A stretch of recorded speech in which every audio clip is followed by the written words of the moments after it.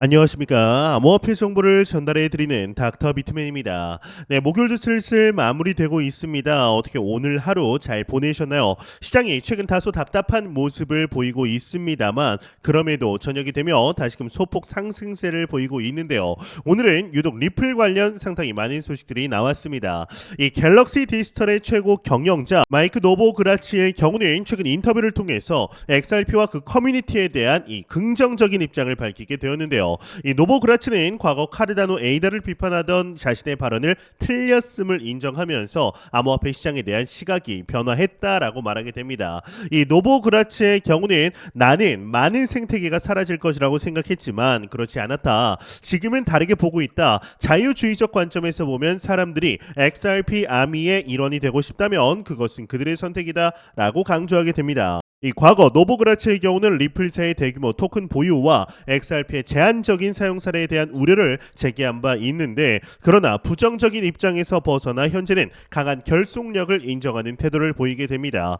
이처럼 리플에 대한 인식이 과거에 비해서 상당한 수준으로 올라온 것을 우리는 직접적으로 확인할 수가 있는데요. 이에 엄청난 소식이 나오게 되었습니다. 리플 CEO이죠. 이 브래드 갈링하우스가 백악관 암호화폐 자문위원회의 유력한 후보로 떠오르고 있다라는 것인데 관련 내용 먼저 같이 보도록 하겠습니다. 네, 헤드라인을 보게 되면 리플 CEO 백악관 암호화폐 자문위원회 유력 후보되었다. XRP 생태계의 호재인가 헤드라인이 장식이 되어 있습니다. 네, 내용 간단하게만 한번 보도록 하겠습니다. 암호화폐 전문 매체 더 크립토 페이지에 따르면 리플 CEO 브래드 갈링하우스가 백악관 암호화폐 자문위원회의 유력한 후보로 떠오르고 있다. 익명의 소식통에 따르면 이번 위원회 자리를 두고 여러 업계 리더들이 경쟁하고 있고 갈링하우스는 최종 후보 명단에 포함된 것으로 알려졌다라고 하는데 이 갈링하우스 외에도 코인베이스 CEO 브라이언 암스트롱, 크라켄 CEO 마르코 산토리, 서클리 CEO 제레미 알레이어 등이 위원회 후보로 거론되고 있다라고 전하게 됩니다. 상당히 쟁쟁한 후보들이죠.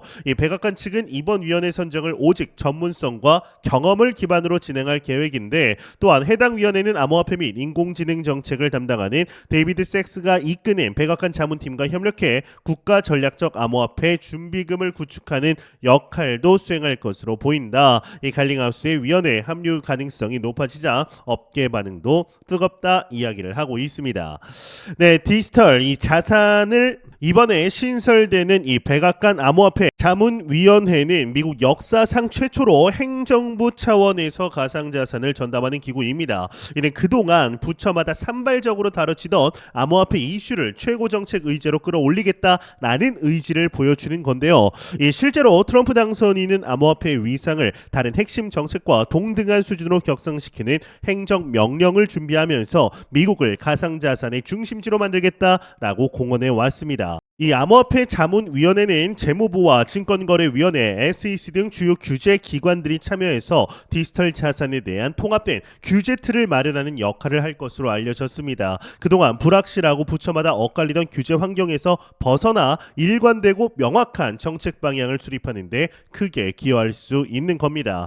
이는 암호화폐 산업 전반의 롤북을 제시해서 이 시장의 예측 가능성을 높이고 혁신을 저해하지 않는 균형 잡힌 규제를 도모하는 데 중요한 이 월스트리트 저널은 트럼프 당선인 리플 CEO 브래드 갈링하우스를 백악관 암호화폐 정책 총괄 역할에 임명하는 것을 고려하고 있다라고 보도를 했습니다. 이 전 리플 임원인 숀 맥브라이드 역시 SNS를 통해서 갈링하우스가 트럼프의 크립토 차르로 임명될 가능성이 크다라고 언급하면서 이를 위해 그가 리플 CEO 자리에서 물러날 수도 있다라고 시사하게 되는데요. 만약 실제로 이 갈링하우스가 최종 발탁이 된다라면 주요 암호화폐 기업의 수장이 직접 미국 정부의 규제 전략 수립에 참여하는 전례 없는 일이 되게 됩니다.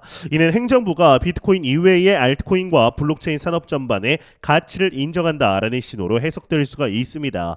특히 리플은 지난 몇 년 SEC와의 소송을 통해 규제 공백을 체감한 대표적인 기업인데요. 그 수장이 정책 입안에 참여한다라면 규제 방향이 산업 친화적으로 전환될 것이라는 기대를 불러일으킬 수밖에 없습니다. 현재 언론들은 갈링하우스가 임명될 경우 XRP 가격의 폭등을 예견하게 되는데 현재 갈링하우스 외에도 여러 인물이 암호화폐 차르 후보로 거론되고 있어 최종 선정까지는 지켜봐야 합니다. 이제 앞서서 말씀드렸지만 전 CFTC 의장, 이 상품선물거래위원회 전 의장이었던 크리스토퍼 지안카를로는 크립토 데디라는 별칭으로 불릴 만큼 블록체인 규제 명확성을 강력히 지지해온 인물이고, 코인베이스 CEO 브라이언 암스트롱 역시 규제 이슈 해결 능력을 인정받아서 유력 후보로 언급되고 있습니다. 즉 갈링하우스가 가장 앞서 있다라는 관측이 있지만, 설령 다른 인물이 임명되더라도 친암호화폐 성향의 전문가가 이 역할을 맡게 될 가능성이 높은 것이죠. 이 갈링하우스 본인으로서는 임명이 불발되더라도 이미 리플의 리더십 교체와 향후 전략을 준비 중인 만큼 어떤 역할에서든 업계에 영향력을 행사할 것으로 보이는데요. 이번 소식으로 가장 큰 호재는 규제 리스크 완화입니다. 이 갈링하우스 본인도 미국의 암호화폐 규제가 명확해지면 리플, XRP 같은 디지털 자산 가치가 더 크게 성장할 것이라고 강조한 바 있습니다. 이 암호화폐 자문위원회가 출범하고 규제 방향이 뚜렷해지면 XRP를 둘러싼 법적 불확실성, 특히 증권성 논란이 해소되어서 이 투자자 신뢰가 회복이 되겠죠. SEC와의 소송이 사실상 마무리되고 규제가 명확해지는 상황은 리플사에게 커다란 성장 기반을 제공하며, 이러한 법적 걸림돌 제거 자체가 XRP 가치에 지대한 영향을 미칠 수밖에 없는 것인데요. 이 만일 갈링하우스가 기대와 달리 암호화폐 자문역으로 임명되지 않는 이 시나리오도 고려해야겠죠. 이 경우 실망감으로 단기적인 가격 조정이 올 수 있습니다. 그러나 큰 그림에서는 다른 친암호화폐 인사가 그 자리를 맡아도 정책 기조의 변화는 계속될 가능성이 높은데요.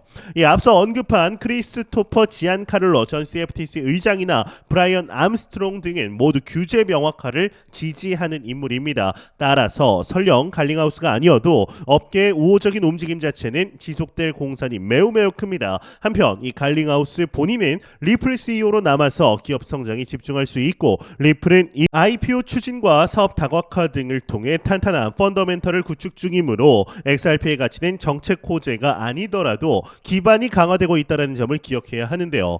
이 XRP 관련 심상치 않은 소식들이 지속적으로 나오는 현 상황 속에 과연 어떠한 퍼포먼스를 보여주게 될 것인지 기대해 보도록 하겠습니다.